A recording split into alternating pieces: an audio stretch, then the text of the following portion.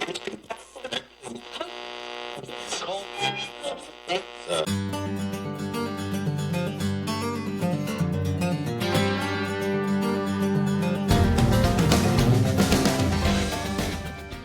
and gentlemen, welcome to this episode of the Stable Parenting Podcast. My name is Shane Jacob, your host, and I thank you for taking your time to be here with me today. Today, I got a topic that everyone can relate to, okay? And that is, I want to talk today about procrastination. So, procrastination, according to me, is something that everybody does, and that because that we do it, we think lesser of ourselves because we do it. So I want to get into how to do it less, because that by itself, if you do think lesser of yourself when you procrastinate, is enough to say this is something that needs some attention, if you ask me. Another definition that I found, this is interesting. It says a voluntary delay of an intended action despite knowing you're going to be worse off for the delay. Okay. Now, it says a voluntary delay, and sometimes it can be involuntary. Okay. It's like it's almost automatic. If you talk to people, they'll tell you, sometimes they'll say that it doesn't feel voluntary. Like it feels like that they have no control over it. But for some people, it feels totally involuntary, like they can't help it, like they can't help themselves. So what is going on? Okay, so what is the deal when we're putting things off that we don't want to be putting off? Why are we putting them off if we don't want to be doing it? And if we regret it, and if we wish we wouldn't have, and if it causes a net negative result, then why do we all procrastinate to one degree or another?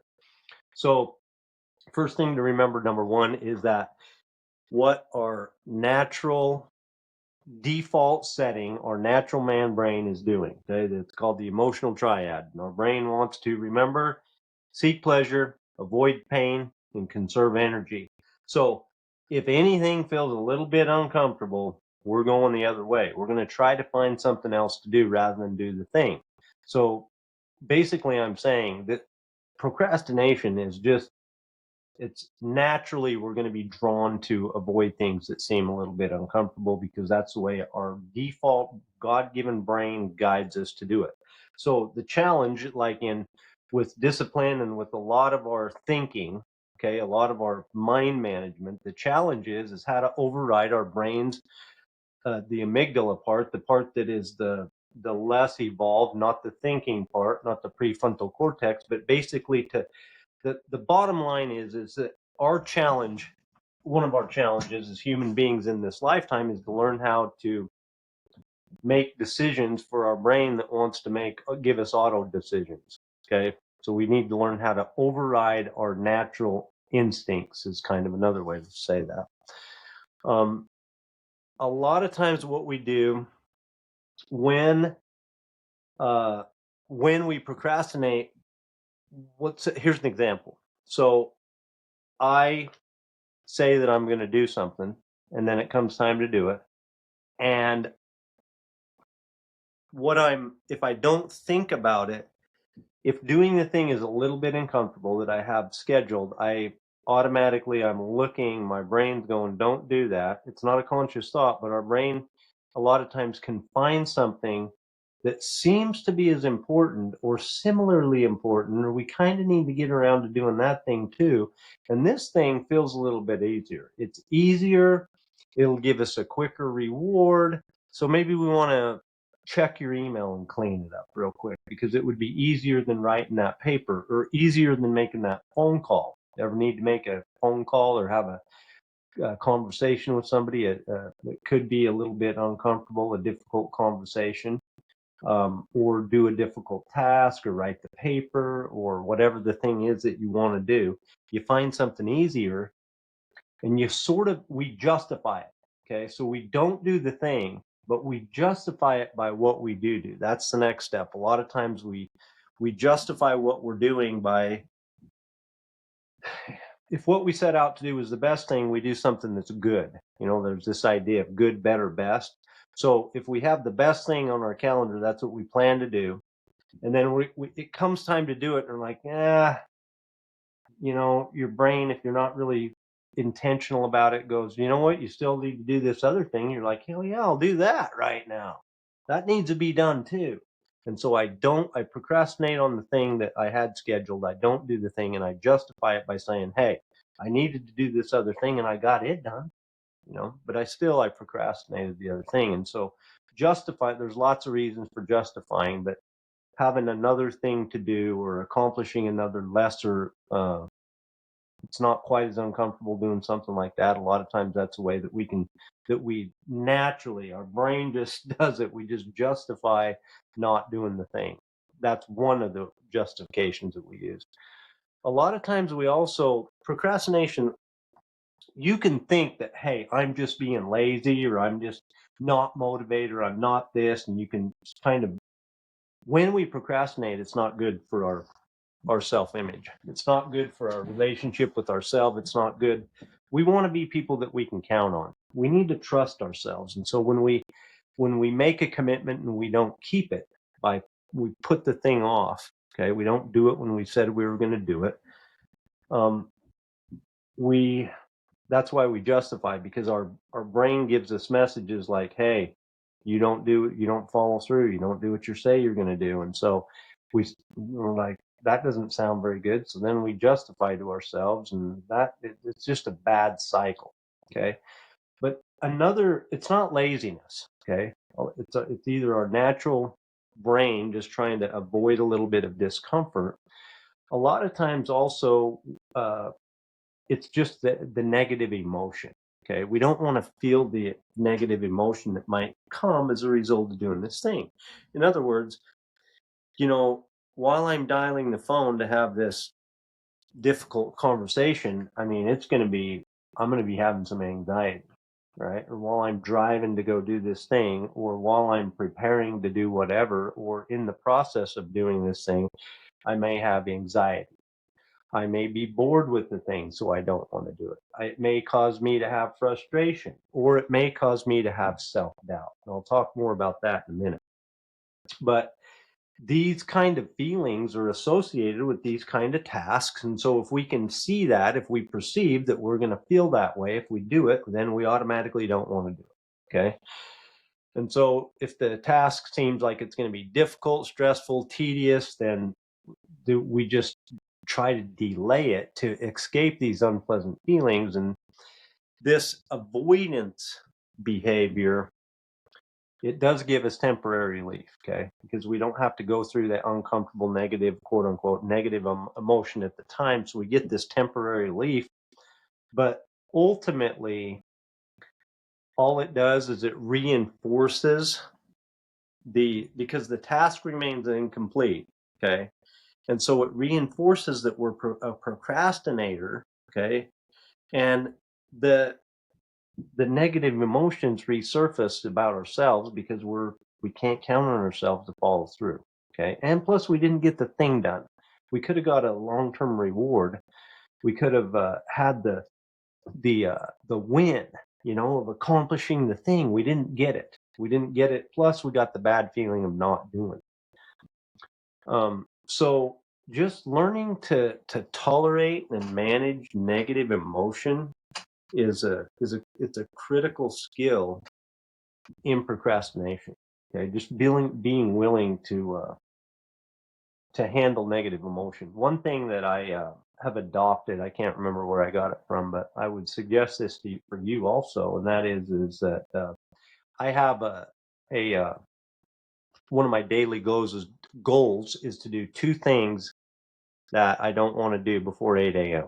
Okay, so every morning I just look at what's on my list. If it's a lot of times it's a conversation um, uh, that I've been putting off, or it didn't seem urgent, or I didn't take the time to do it. It's not always a conversation, but whatever it is, a lot of times I'm going to have a little bit of fear wrapped up in it. Fear is also an emotion that I'm trying not to have. And so then I keep putting it off and putting it off and putting it off and putting it off. And then I get into this cycle that I'm a kind of a person that put things off. And so when I follow through with this, and most of the time I do two things that I don't want to do before 8 a.m. It already starts the day off and I'm ready to rock and roll.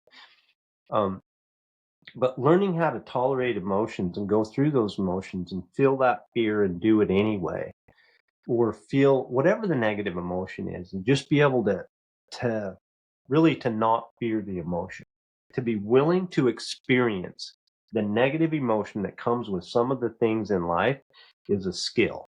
Okay, and it's a willingness, and it takes a little bit of practice just to be able to accept that, hey, this isn't going to feel good and I'm going to be okay anyway, and be willing to just sit with it, to be able to experience and have it be there, not try to fight it off, not try to avoid it by procrastination, but to allow the feeling, okay, to allow yourself to feel that way and have it be okay, even though it's not desirable, it's not good, it is uncomfortable.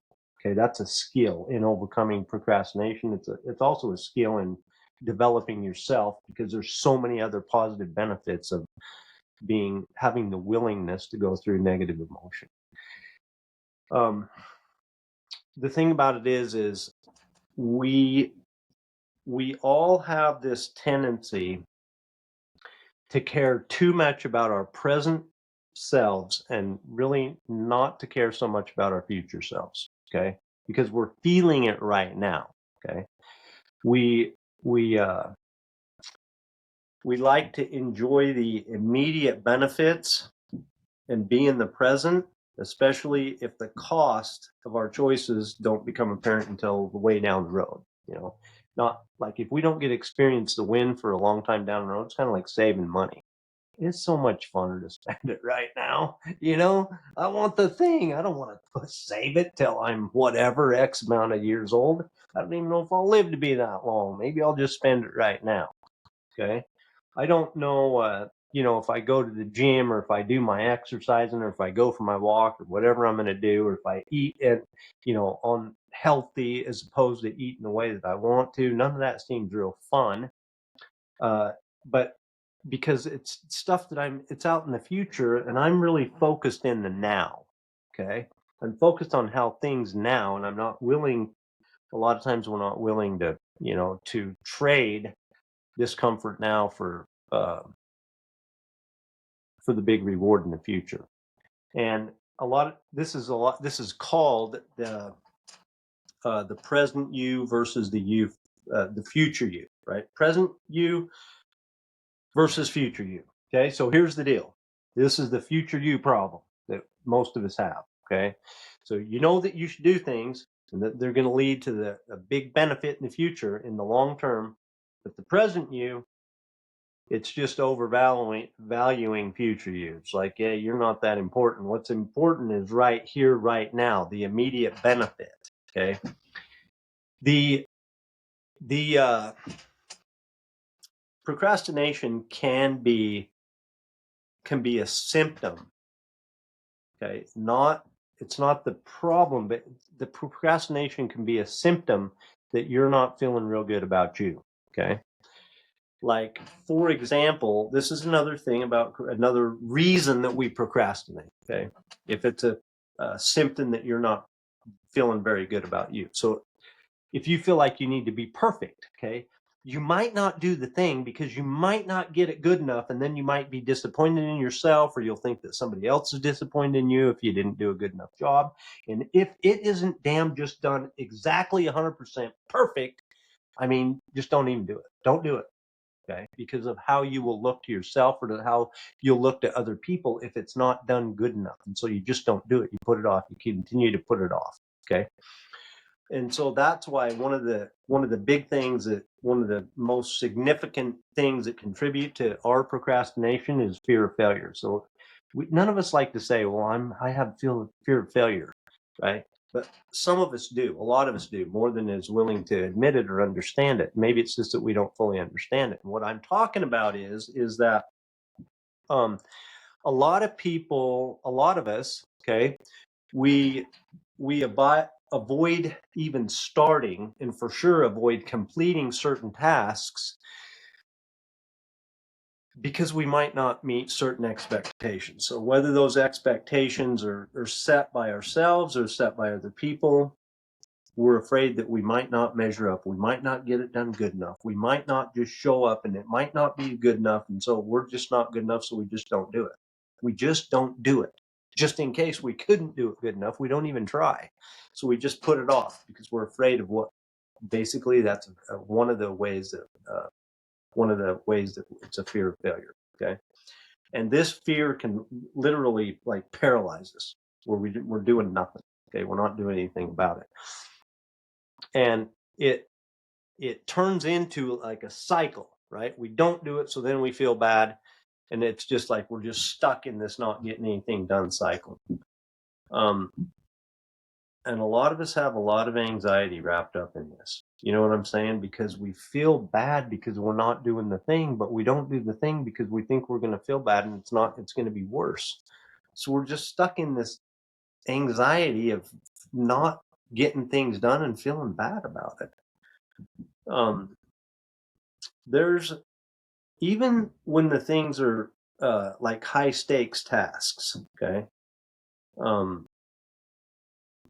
It's like we put things off as a way to protect ourselves from potential disappointment that we might have or being judged, even if it's judged from our judging from ourselves or for what other people will think.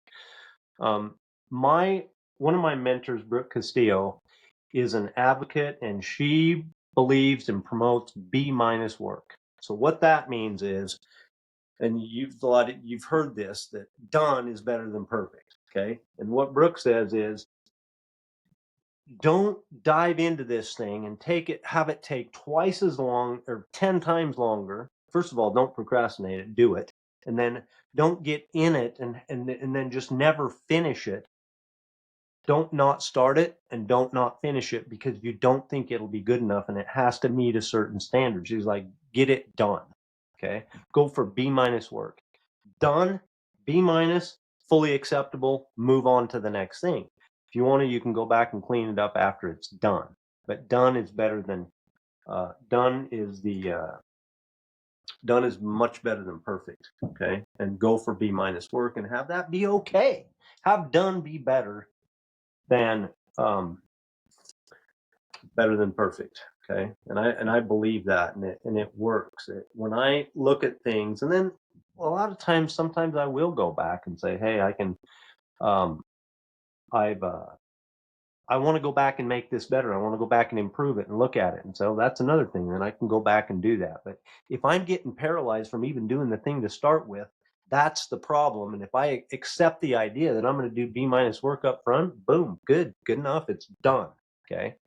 So that keeps us, me having the willingness, and you, if you'll accept the idea to do B minus work, it gives you the willingness to know that it doesn't have to be perfect for you to have it done. Okay, so that immediately lets you move forward and not be stuck. Okay, it doesn't mean that you shouldn't do good work. It just means don't let having it be perfect is the enemy of getting it done, and don't let that be that way. Your fear of failure can be tied, of course, it's tied to how you value yourself, your self-worth. A lot of us, it's easy for us to equate our value with our achievements, right? And so a lot of times that we'll procrastinate to avoid situations that will devalue, let's see, what am I trying to say? That will make us look incompetent. Okay. So what I'm trying to say is that procrastination can be a defense mechanism, okay, that shields us. It's like a shield from confronting something that could make us look bad, okay, or inadequacies or deficiencies. And so we want to protect ourselves from looking bad, and so we just don't do the thing, okay. We don't want to prove it to ourselves that we suck, and we don't want to let the rest of the world see that we suck, so we're just not going to do it.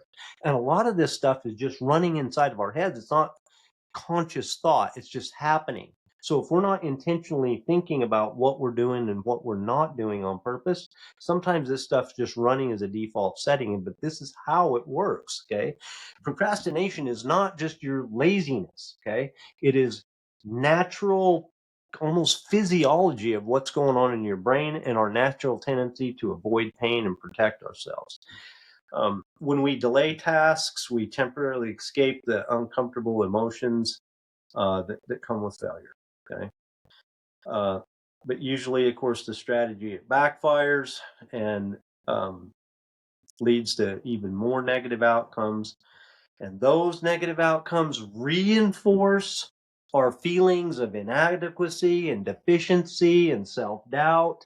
And it is a bad cycle. So that's why when we make commitments and we don't follow through and we procrastinate, it has a net, when I say it has a net negative outcome, that's what I mean. We get caught in a cycle of not doing it, and then we feel worse for not doing it.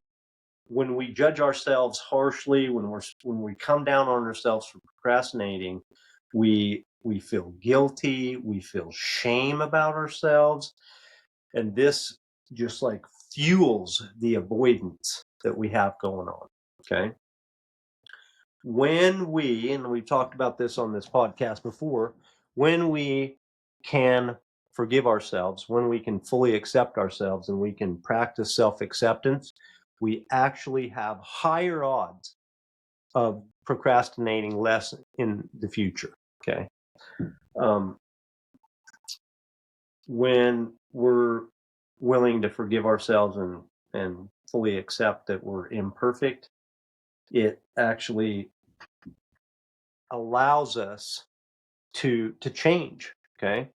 So the likelihood of repeating the procrastination in the future is lower when we accept ourselves more, is what I'm trying to say here. It's kind of works backwards. It's sort of a little bit of a paradox to me that we have to accept the way we are in order to be able to change and move forward. And I've also talked about, I've talked about self-acceptance and forgiveness on this podcast. And this idea of self-acceptance for me, and I'll say it again, was so hard to understand because I didn't want to accept that. In this, just to use procrastination example, I'm supposed to accept that that's okay. I didn't get the thing done. I put it off. I went and did something easier, and I feel terrible about it. How's that supposed to be okay? But what I'm saying is that might not be okay. But I'm going to separate me doing that for who I am. I'm okay. I just didn't do that thing. And now that I know I'm okay and I didn't do the thing, I'm an imperfect human being, but I want to do the thing because that's what I value and that's my goal and that's my purpose. That's what I would rather be doing and I want to procrastinate less. Now that I'm okay with me and what I haven't done, then I'm more likely to not procrastinate in the future.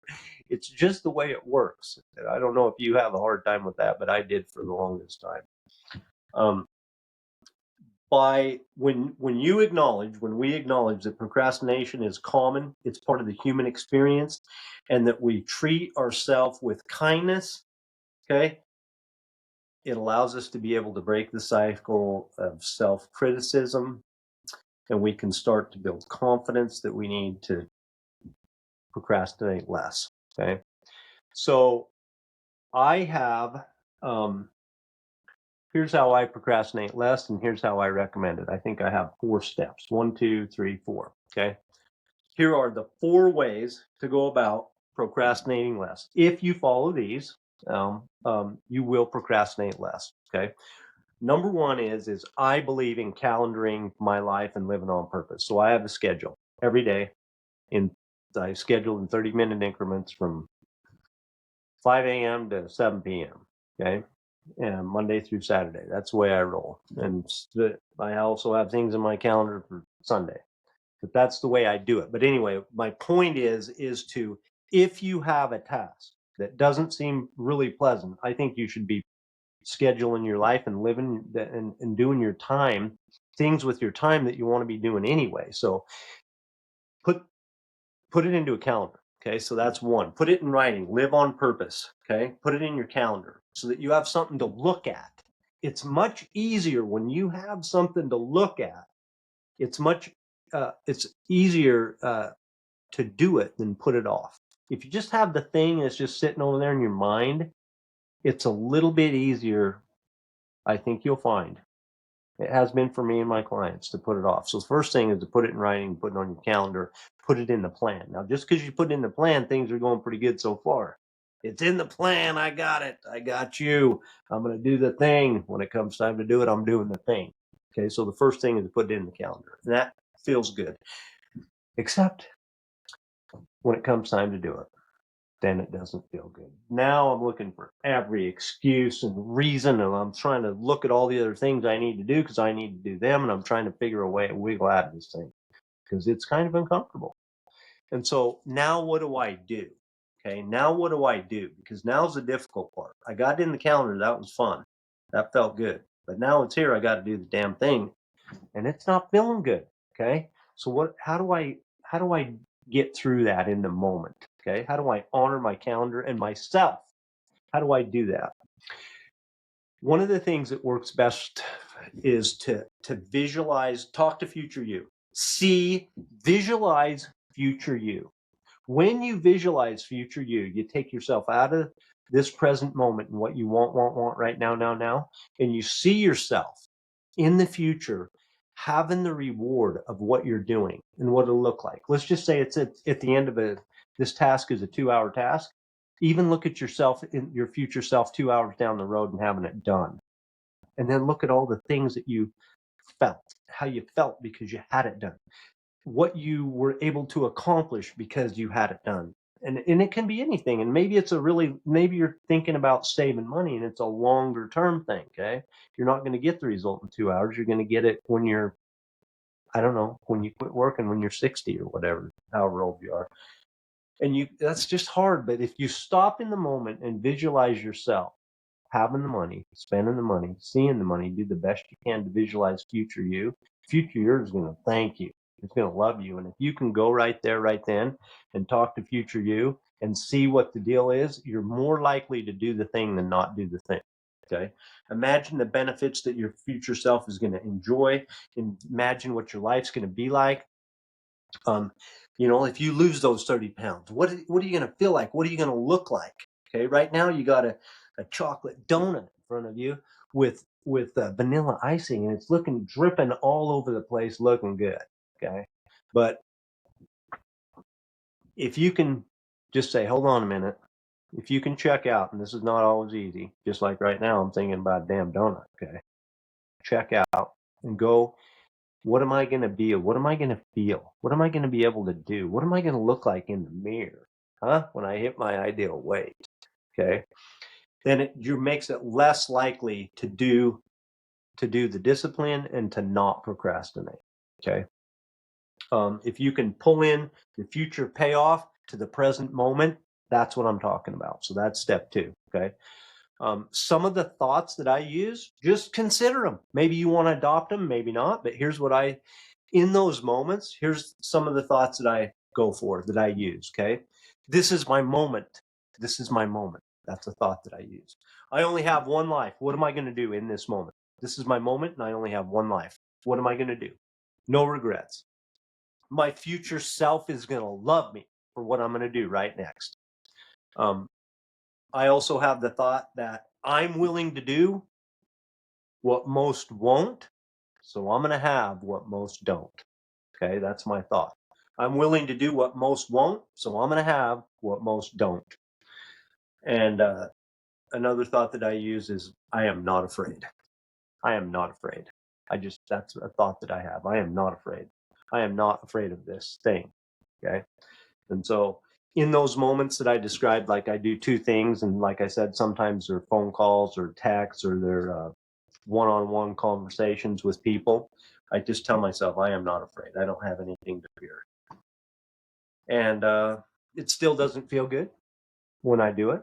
But in the end, it feels so much better, right? And I don't begin that vicious cycle, and I don't take on this meaning. We don't even know what's happening, but when we procrastinate, we are feeding our mind beliefs about ourselves that are not helping our life. They're not just not helping our life, they're not helping anybody around us, anybody that we interact with in our lifetime, okay? So this is really a big deal. It's not just like, making sure that you get the paper done, before it's due for your school assignment. That's part of it. And that's one of the things. But we have these little decisions happen hundreds of times every day. Okay. Number 3, I already talked about. The third thing on my list to conquer, to say no, to have less procrastination in your life is to be willing to embrace the uncomfortable. Okay.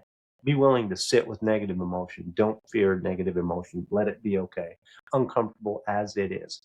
Ed Milet, I was listening to him one day, and he was saying that he does this cold plunge or cold shower, or I don't know, sits in cold water, whatever. I don't know his process, but I heard him on a podcast say that there's also evidence that this cold water business is not healthy for you. And he said, I don't care which is right or wrong. He said, the reason that I do it is not for the health benefits. He said, I do it because it's difficult. And I do it just to prove to myself that I can do difficult things. And I went, dude, right on. And so, I started doing my own version of this cold water thing, just to be able, just so I could do it, just to do it, because it was difficult. Okay. And what I found was that in doing that difficult cold water thing, it actually helped me in other ways to be able to accept and to be able to take on other negative emotions because I was willing to do things. It was just a mindset that I had. Okay. It's not pleasant. It is not pleasant. They call it negative emotion because it doesn't feel good. Okay. It is uncomfortable. There's no two ways about it, and it's not going to be comfortable. There's so many things in this lifetime that are just it's not going to be comfortable. I don't even know. It shouldn't even be the goal. I think the goal should, a lot of times in our lifetime, a good percentage of the time, half of it should be to go for the uncomfortable, because in the end, that's how we're going to get more joy. Be with it. Be willing to be with it, sit with it, and have it be there rather than try to avoid it, rather than trying to go change it by doing something else that feels better, drowning yourself in all the things that have big net negatives like over drinking, overeating, over all the things that you can do that you wish you wouldn't have when you were done. Okay. Most of the time when you are able to accept negative emotion and feel that discomfort, you know what I realized? And the people in my coaching, you know what they tell me? The same thing. You know what that is? That it wasn't as bad as what they were making it out to be. Most all the time. Never said it was good. Never said it was wonderful. Never said it was so happy. Never said it was a great time. Just said it wasn't as bad as what I thought. And in the end, it felt better to do the thing and not procrastinate. Number 4, this is the biggest one, and this is what I'm all about, and I want you to be all about it too. You know why I want you to be all about it? I'll tell you why. Okay, because you're gonna have a better life experience, and so are the people around you, and that is to commit to improving what you believe about you. And this goes both ways. If you do the thing and don't procrastinate, there is a message already said there. A thought is going into your subconscious brain. If whether you think it consciously or not, there is a thought going into your brain saying, I keep my promises. I don't procrastinate. Every time that happens. Okay. And as you do things intentionally, to intentionally improve the relationship that you have with yourself, as you make promises and keep them, make a promise, keep it, make a promise, keep it, go through discipline, do things that you keep your word to yourself, be somebody that you can count on and trust yourself, that you can count on you, believe in you. You know why I can believe in me? Because I know that when I put something on that calendar, it's going to happen. Okay.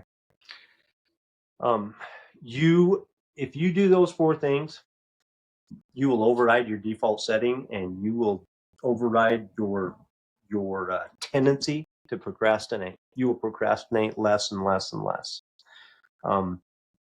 Every single day, we are faced with literally hundreds of little teeny tiny decisions. Okay. When we have to we make those decisions on an ongoing basis. You're making them right here and right now. And as we move the needle, okay, on less procrastination and less procrastination, and as we love ourselves and forgive ourselves, more and more. And the more that we come to fully accept ourselves, if we move those needles, okay, our life experience, our total life experience, our existence is enhanced. And our capacity to give to the people, to give love and to support and to be able to give, because we have it inside of us to be able to give away. Our ability and our capacity to give to the people that we care about is increased. Okay. In Stable Living Coaching, we dive deep into these subjects and so much more. You can always join us there at stablelivingcoaching.com. Thank you so much for being with me today. Remember, you cannot fail as long as you don't ever stop chasing.